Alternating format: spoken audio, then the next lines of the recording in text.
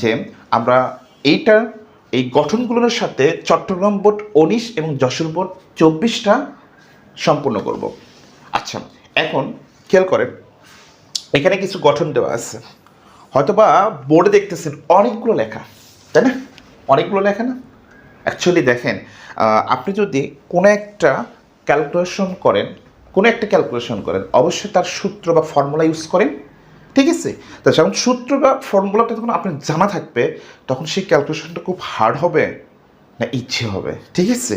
So C প্রোগ্রামের বা programming ভাষার অনেকেই হতাশ হয়ে যায়, করতে পারে না। তাদেরকে বলবো তোমরা একটা সিম্পল একটা গঠন মনে রাখো। এই একটা গঠনের মাধ্যমে তুমি তোমার প্রোগ্রামিং যে ভাষাটা আছে সেটা সুন্দরভাবে কমপ্লিট করতে পারবা এবং পরীক্ষার হলেতে সুন্দর একটা প্রিপারেশন নিয়ে যেতে পারবা। আল্লাহর রহমতে ইনশাআল্লাহ তুমি পরীক্ষা হলেতে সুন্দরভাবে প্রেজেন্টেশন করতে পারবা। সো আমরা কথা বলবো না, আর আমরা দেখব যে আমাদের গঠনটা কীরকম। এখানে খেয়াল করুন, প্রথমে গঠনটা কি দিয়েছে, ফ্লো চার্টের গঠন দিয়েছে। কিসের গঠন দিয়েছে স্যার? Flow chart. তা ফ্লো চার্টের এই শেপ দিয়ে স্টার্ট লিখতে হয়। গত ক্লাসে আমরা শিখছি ইনপুট, এরও শিখছি যখন আমাদেরকে কোনো কিছুর তুলনা করতে বলবে তখন আমাদের সিদ্ধান্ত লিখতে হবে। এটাই চিহ্ন, রম্বসের মতন যে চিহ্নটা থাকে বা বক্স থাকে সেটা হলো সিদ্ধান্ত, ঠিক আছে? আচ্ছা, এই সিদ্ধান্ত একটা বড় হবে, একটা ছোট হবে, একটা ভালো হবে, একটা মন্দ হবে, ঠিক আছে? সিদ্ধান্ত দুইটা পার্ট থাকবে, ওকে? আচ্ছা, সো দেখেন এখানে আমরা একটা সিদ্ধান্ত নিচ্ছি, সেই সিদ্ধান্ত দুটো পার্ট নিয়েছি। দেন সেখান থেকে আরেকটা সিদ্ধান্ত নিচ্ছে। যদি আপনার সিদ্ধান্ত একাধিক বস্তুর মধ্যে হয় তাহলে সেক্ষেত্রে আপনার সিদ্ধান্ত বৃদ্ধি পেতেই থাকবে, কারণ যেহেতু সিদ্ধান্ত একাধিক বস্তুর মধ্যে। তো আমাদের এখানে সিদ্ধান্ত যেটা নিচ্ছি সেটা হলো যে আমরা তিনটা বস্তুর মধ্যে, এদের তিনটা সিদ্ধান্ত। কটা বস্তুর মধ্যে স্যার? তিনটা বস্তুর মধ্যে, এই জন্য তিনটা সিদ্ধান্ত। যদি চারটা বস্তুর মধ্যে হয় তাহলে চারটা সিদ্ধান্ত হবে। ক্লিয়ার? ওকে, সিদ্ধান্ত বুঝতে পারছেন? ওকে, দেন এবার দেখেন, সো সেই সিদ্ধান্ত থেকে যেটা বের হবে সেটা প্রিন্ট হবে। কি হবে স্যার? প্রিন্ট হবে। স্যার বুঝতেছি না, এইগুলো না আবার কি স্যার? এইগুলো হলো স্ট্রাকচার। এই স্ট্রাকচারটা আপনি এক দুইবার লিখবেন, লিখে মনে রাখবেন। স্ট্রাকচারটা বুঝে দিচ্ছি। এই স্ট্রাকচারে আপনার প্রশ্ন থেকে জাস্ট প্রশ্নের সেই এলিমেন্ট বা যা দিবে সেটা আলাদা করে এখানে বসে দেবেন, দিলেই কি হবে, আপনার প্রোগ্রামের ভাষার যে গুলন তৈরি করতে বলছে সেটা হয়ে যাবে। আশা করি বুঝতে পারছেন। সো এখানে দেখেন আমরা কি করব, সিদ্ধান্ত থেকে যেটা নিয়ে আসবে সেটা কি হবে, সিদ্ধান্ত থেকে যেটা বের হবে সেটা হবে প্রিন্ট। এবার সকল প্রিন্টকে একখান দিয়ে জয়েন করব, সকল প্রিন্টকে একখান দিয়ে কি করব, জয়েন করব। এরকম বৃত্ত চিহ্ন দিয়ে সকল পিনকে জয়েন করব। জয়েন্ট হয়ে যাওয়ার পরে সেটা কি করব, এন্ড করে দেব। এবার আসেন হলাম algorithm. Algorithm step by step লিখতে হয়, সো এখানে দেখেন প্রথমে ফার্স্ট স্টেপ ছিল হলো স্টার্ট করলাম, তারপরে ইনপুট করে এখানে কি কি ইনপুট করবো সেটা লিখবো, ঠিক আছে? এখানে দেখেন এই যে জায়গাগুলো ফাঁকা আছে, এই ফাঁকাগুলো জায়গাতে লিখবো, ঠিক আছে? এই ফাঁকা জায়গাগুলোতে লিখবো, তাহলেই হচ্ছে। এখন দেখেন এরপরে হলো স্টেপ 3-তে দেখেন বলছে ইজ ড্যাশ গ্রেটার লেস, এইগুলো স্যারকে যদি আপনাকে বড় কিছু বের করতে বলে তাহলে গ্রেটার ব্যবহার করবেন, যদি ছোট কিছু বের করতে পারে তাহলে লেস ব্যবহার করবেন। Okay sir?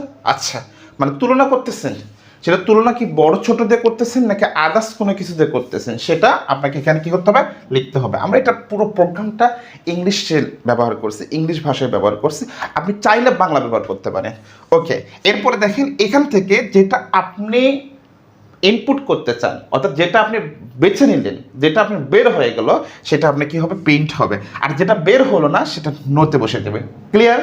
ওকে, দেন সেমভাবে দ্বিতীয় নাম্বার স্টেপ, অর্থাৎ আপনার যতগুলো সিদ্ধান্ত থাকবে ততগুলো এইরকম কি বের হবে, সিদ্ধান্তগুলো বের হবে। আচ্ছা, সর্বশেষ যেটা সিদ্ধান্ত ছাড়া বের হয়েছে, অটো বের হয়েছে, সেটা প্রিন্ট করে তারপরে এন্ড করে ছেড়ে দেবেন। ওকে, আচ্ছা, এবার সেমভাবে চলে যাবো হলো আমরা কোথাতে, সি প্রোগ্রামে। আচ্ছা, সি প্রোগ্রামে দেখেন এটা হলো স্ট্রাকচার, এটা হলো স্টার্ট, এটা ইনপুট, যা ইনপুট করতে বলছে তা এখানে ইনপুট করব, এখানে যা ইনপুট করব সেখানে এখানেও সেটা লিখবো, ঠিক আছে? এটা স্ট্রাকচার। এই ভাষাটা সবটার ক্ষেত্রে লিখতে হবে, সবটার ক্ষেত্রে। আপনাকে বললাম কি এটা গঠন, এই জিনিসটা সবটার ক্ষেত্রে লিখতে হবে। দেন স্ক্যান, আমরা এগুলো প্রথম ক্লাসে বুঝে দিছি, ঠিক আছে?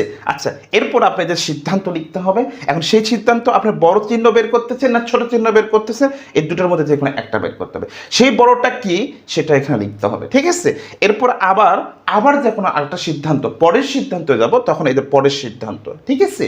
আচ্ছা, দেন এরপরে দেখেন লেসন কেটে দেন, আমরা এভাবে ইউজ করবো ইনশাআল্লাহ। এদের চট্টগ্রাম বোর্ডে যে প্রশ্নটা করা হয়েছে সেই প্রশ্নতে বড় সিদ্ধান্ত বের করতে বলছে, বড় সংখ্যাটা বের করতে বলছে। সো ওখানে একটা অ্যালগোরিদম দেওয়া আছে, অ্যালগোরিদমটা বাংলা ভাষায় দেওয়া আছে। সো আমরা এটাকে কিভাবে যে কোনো একটা অ্যালগোরিদম বা ডিরেক্টলি যদি আমাকে বলে যে এই সংখ্যার মধ্যে বড় সংখ্যাটা বের করো, ঠিক আছে, বা কোনো একটা জিনিস উল্লেখ করে দিলো এটা বড় সংখ্যা। তো আমাদের এখানে এটা আমি একটু মিষ্টি দিব, আমার এখানে জায়গা একটু অল্প, তো ওরে প্রবলেম হচ্ছে। ওয়াই আর হলো জেড, এর মধ্যে বড় সংখ্যা বের করতে পারে, এক্সটা বড় তার ছোট, মানে জেড অপেক্ষা ওয়াইটা বড়, ওয়াই অপেক্ষা এক্সটা বড়। কন্ডিশনটা কি হলো, মানে এক্স বড় এই দুটার চেয়ে, এরপর ওয়াই বড় এইটার চেয়ে, ঠিক আছে? তো কন্ডিশনটা এখানে দেখেন, প্রথমত এক্সটা বড়, এটা বড় চিহ্ন কার চেয়ে, ওয়াইয়ের চেয়ে। আবার এক্স বড় কার চেয়ে, জেডের চেয়ে, এতে এক্সটা বড় কার চেয়ে, জেডের চেয়ে, ঠিক আছে? আরেকটা শর্ত পাচ্ছি যে ওয়াইটা বড় কার সাথে, ওয়াইটা বড় জেডের তুলনায়। এটা কি বুঝছি? ভালো করে খেয়াল করে দিতে, সিদ্ধান্ত কি বোঝা যায় যে এক্স ওয়াই জেড, ঠিক আছে? এক্স বড়, তারপরে কি ওয়াইটা ছোট, তার ছোট কে, জেড। তাহলে কি সিদ্ধান্ত হলো যে এক্সটা বড় কার থেকে, ওয়াইয়ের থেকে। এক্সটা বড় কার থেকে, জেডের থেকে। দেখে এক্সটা বড় ওয়াইয়ের থেকে, এক্সটা বড় জেডের চেয়ে, ঠিক আছে?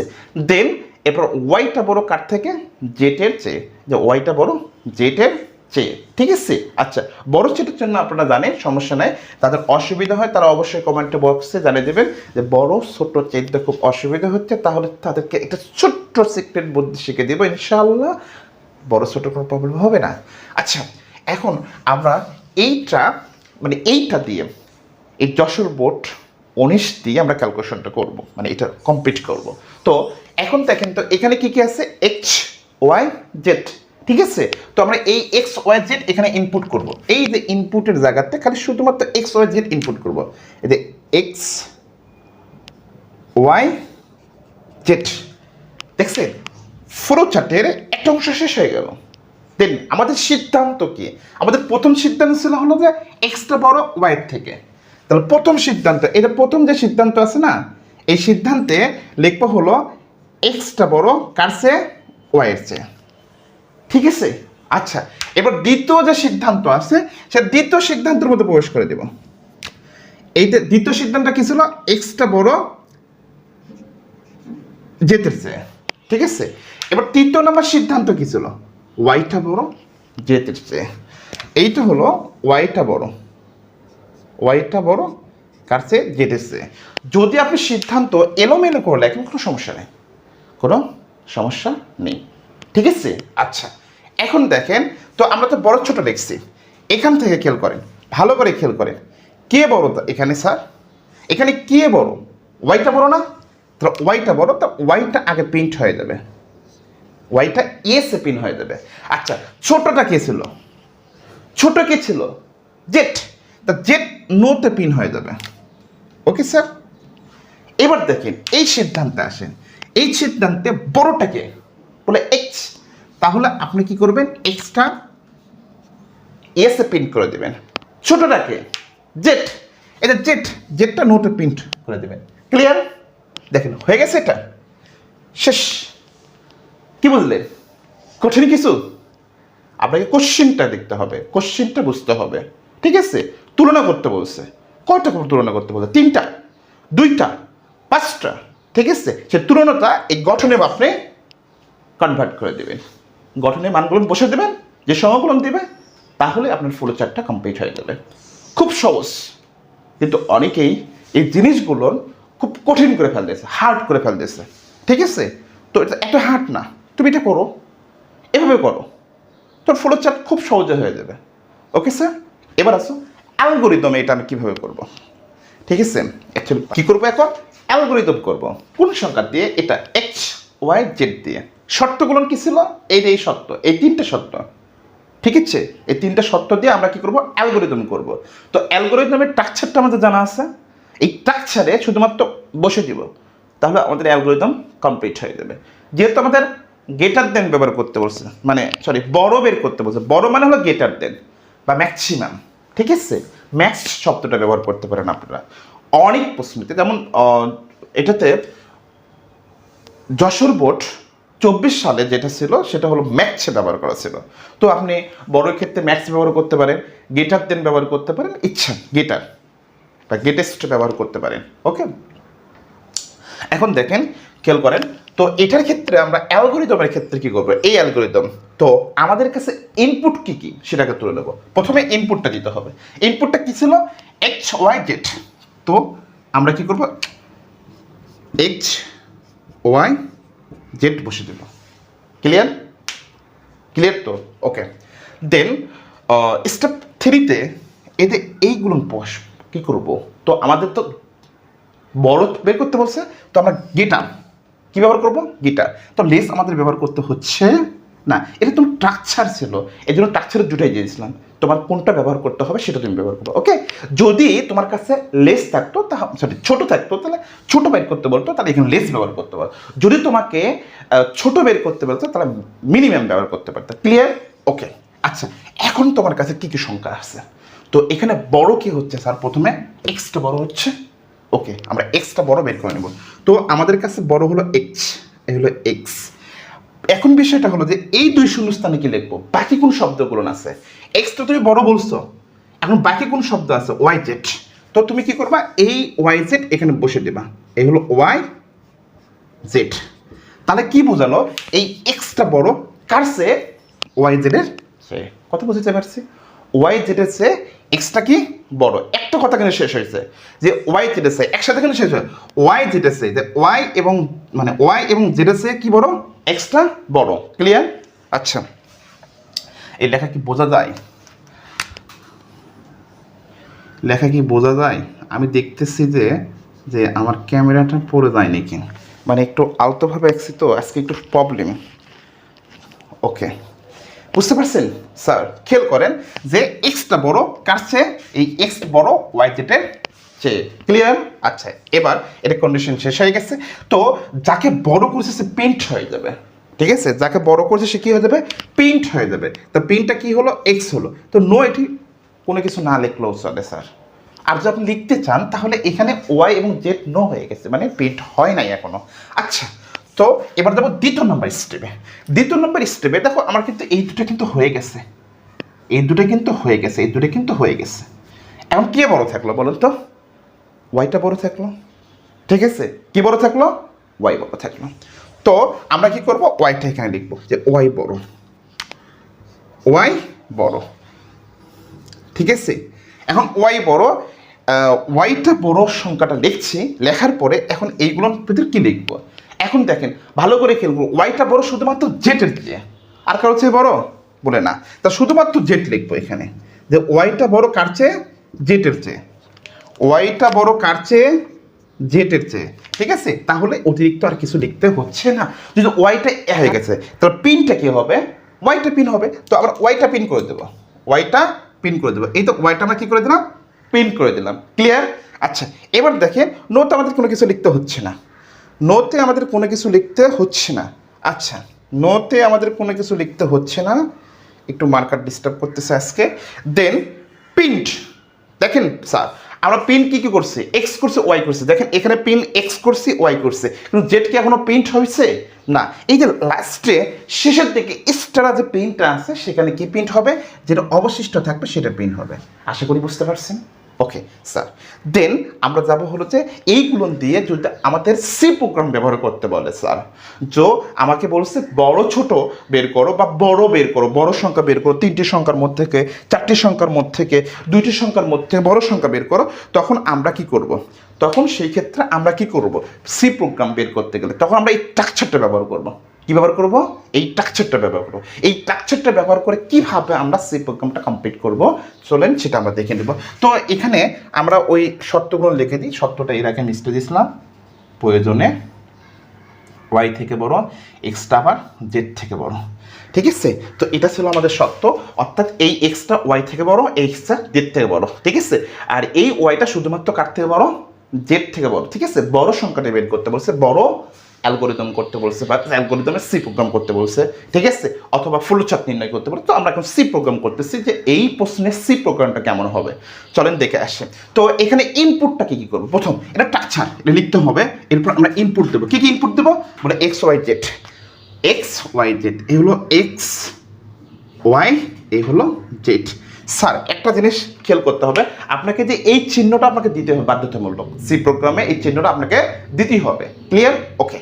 দেন এরপর আসেন যে আমরা এটাকে ইনপুট করব, ঠিক আছে? ইনপুট এফ করবো না, প্রিন্ট এফ করবো, ঠিক আছে? তো এন্টার দ্য ভ্যালু অফ, এখানে কি লিখবো? এখানে যা যা প্রিন্ট করছি, এখানে যা যা ইনপুট করছি তা তা এখানে লিখে দেবো। ক্লিয়ার? আর কোনো কিছু না। তো এখানে আমি সেটা লিখে দিচ্ছি। কি কি লিখছি? এক্স লিখছি, ওয়াই লিখছি, আর হলো জেড। এই তিনটা আমরা প্রিন্ট করছি, যে তিনটা আমরা এখানে লিখে দিলাম। দেন এরপরে যদি আমাদের কাছে তিনটা থাকে তাহলে তিনটা এরকম পার্সেন্ট চিহ্ন দেবো, আবার তিনটা এরকম অ্যান্ড চিহ্ন দেবো। দুইটা থাকে তাহলে দুইটা চিহ্ন দেবো, চারটা থাকলে চারটা চিহ্ন, পাঁচটা থাকলে পাঁচটা চিহ্ন। ক্লিয়ার? ওকে। সো আমাদের কাছে কটা আছে? তিনটা আছে, তো আমরা তিনটা চিহ্ন দেবো। তো তিনটা চিহ্ন আমাদের এই যে পার্সেন্টেজ চিহ্নটা আছে, আচ্ছা যে এরকম যে চিহ্নটা আছে, এই চিহ্নের এই শূন্যস্থানে কি বসবে? ঠিক আছে? যদি এই সমকলন পূর্ণ সংখ্যা হয় তাহলে ডি বসবে, আর যদি পূর্ণ সংখ্যা না হয়, ভগ্নাংশ সংখ্যা হয়, তাহলে এফ বসবে। তো যেহেতু এই সমকলন পূর্ণ সংখ্যা, এই জন্য আমরা এখানে ডি বসাবো। ওকে স্যার, এই হলো ডি বসালাম, ঠিক আছে? এখন দেখেন এখানে কোন কোন সংখ্যা আমরা প্রিন্ট করছি সেই সংখ্যা এখানে বসাতে হবে এই চিহ্ন দেওয়ার পরে।